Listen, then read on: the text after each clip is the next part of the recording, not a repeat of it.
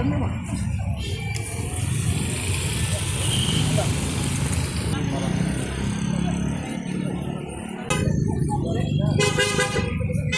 think so.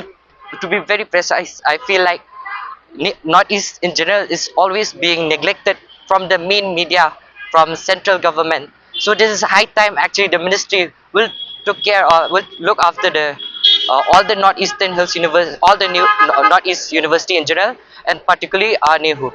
For now, we are planning to meet all the concerned authorities, and on that, we'll sit and decide our further actions on what to do. We are trying our best to convey the message, but however, it's true the government, the state government, to be precise, they are silent in this issue.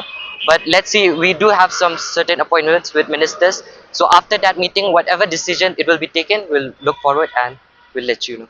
Whatever necessary action may be taken in future will be decided by all the EC members, and we'll look whatever it's necessary in future.